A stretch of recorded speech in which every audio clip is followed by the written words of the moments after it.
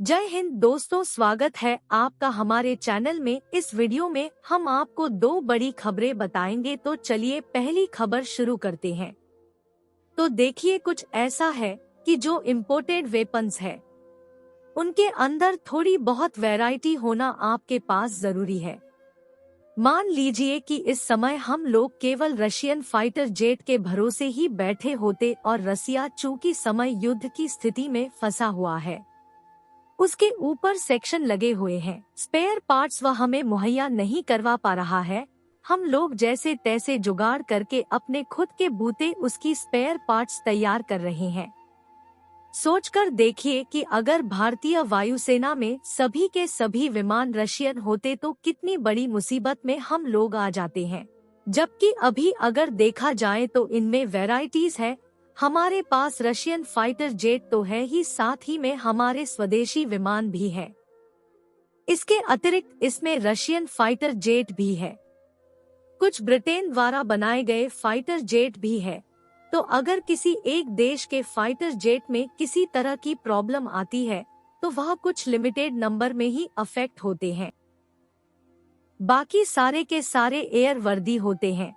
तो इसी तरह की थ्योरी लगभग सभी वेपन्स के ऊपर अप्लाई होती है। अगर हम लोग स्पेशली बात करें नौसेना के एयरक्राफ्ट कैरियर को लेकर, तो एयरक्राफ्ट कैरियर की अगर बात की जाए तो इस समय हमारे पास 2 एयरक्राफ्ट कैरियर है, लेकिन भारतीय नौसेना को एक तीसरी एयरक्राफ्ट कैरियर की आवश्यकता है। इरविन आवश्यकता तो एक और एयरक्राफ्ट कैरियर की है, यानी कुल मिलाकर इस समय हमें अगर 4 एयरक्राफ्ट कैरियर मिल जाते हैं तब जाकर हम लोग यह कह सकते हैं कि हाँ ठीक है, अभी कुछ सालों तक हमें शायद किसी एयरक्राफ्ट कैरियर की आवश्यकता नहीं है, लेकिन फिलहाल हर हाल में मिनिमम 3 एयरक्राफ्ट कैरियर तो चाहिए ही। 2 ऑलरेडी है। एक हम लोगों ने रसिया से जो पुराना खरीदा था उसे रिपीट करवा दिया है, कुछ सालों तक वह सर्विस दे पाएगा, और एक हमारा INS विक्रांत, वह भी ऑपरेशनल हो जाएगा फुली धुंध एवं 24 में। इसके अतिरिक्त तीसरे की बात चल रही है, यानी जिसे IS-C2 कहा जा रहा है, और फिलहाल बताया जा रहा है कि INS विक्रांत की ही सिस्टम क्लास होगा। अब जो हम लोगों ने INS विक्रांत तैयार किया है तो उसमें हम लोगों ने जो इंजन इस्तेमाल किया है वे इंजन OB असली हमारे पास उपलब्ध नहीं है। इस वजह से हमने अमेरिका एयरक्राफ्ट की जनरल इलेक्ट्रिक से इन्हें खरीदा है। और इन इंजन्स की अगर बात की जाए तो LM2500 इसका नाम है। इस तरह के कुल 4 इंजन लगे हुए हैं INS विक्रांत में, और एक इंजन की अगर पावर देखी जाए तो अप्रोक्स 40 मेगावाट तक की वह पावर जनरेट कर सकता है। और काफी जाने माने इंजन्स है, काफी ज्यादा उपयोग में लिए जाते हैं, और इसमें किसी तरह की कोई समस्या हमें देखने के लिए नहीं मिल रही है। लेकिन दोस्तों, समस्या अमेरिका के अंदर है। अब हमारी सेकंड एयरक्राफ्ट कैरियर की बात की जाए जो स्वदेशी तौर पर बनाया जाएगा, तो जैसा हम जानते हैं कि काफी ज्यादा इम्पोर्टेंट होगा हमारे लिए। हमारी सारी रणनीतिक तैयारी उसी के ऊपर निर्भर करेगी। लेकिन अमेरिका का इस समय जो बर्ताव है, जो अचानक चेंज आया है उनके अंदर, यह भारत पहले एक्सपेक्ट नहीं कर रहा था। और जब हम लोगों ने दूसरे एयरक्राफ्ट कैरियर को बनाने की तैयारी की थी, उस समय हम लोगों के मन में यही था कि जनरल इलेक्ट्रिक का यही वाला इंजन जो हम लोगों ने INS विक्रांत में इस्तेमाल किया है, यही हम लोग IS-2 में भी करेंगे। लेकिन अगर मान लीजिए कि किसी दिन अमेरिका से हमारी और ज्यादा अनबन हो गई और अमेरिका द्वारा इसको लेकर मेंटेनेंस, स्पेयर पार्ट्स, ओवर हालांकि की सुविधा हमें नहीं दी गई, तो एक साथ हमारे दो एयरक्राफ्ट कैरियर जो कि एकदम नए होंगे, लेकिन इसके बावजूद ग्राउंड एड हो जाएंगे, क्योंकि इन्हें तो हम लोगों ने नॉर्मली खरीदा है, न तो उनके लिए टेक्नोलॉजी ले पाए और न ही इनका लोकल मैन्युफैक्चरिंग वगैरह भारत में हुआ है।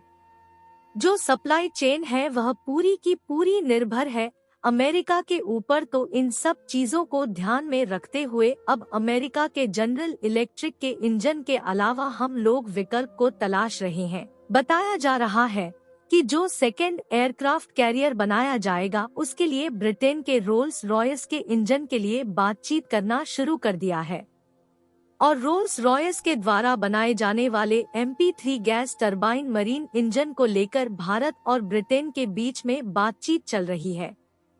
यह इंजन 40 मेगावाट तक का पावर जनरेट कर पाएगा।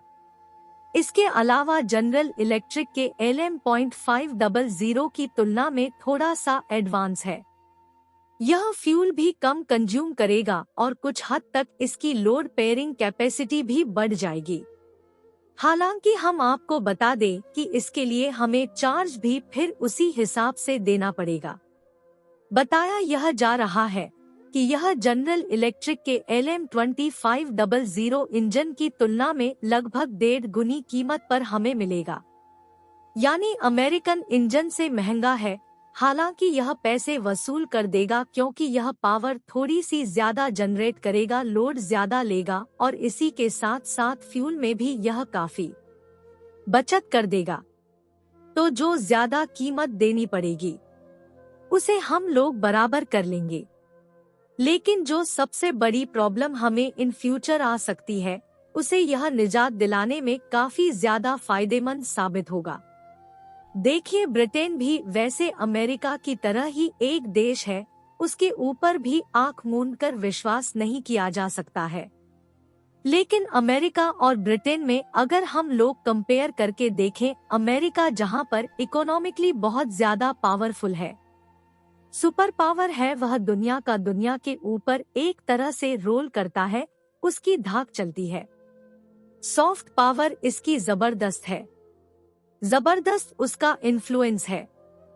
तो ऐसी स्थिति में आप इंजन संबंधित स्पेयर पार्ट्स मेंटेनेंस और ओवर हालांकि को लेकर उसके ऊपर ज्यादा दबाव नहीं कर सकते। जबकि अगर ब्रिटेन की बात की जाए तो ब्रिटेन इस समय आर्थिक रूप से काफी ज्यादा प्रॉब्लम फेस कर रहा है।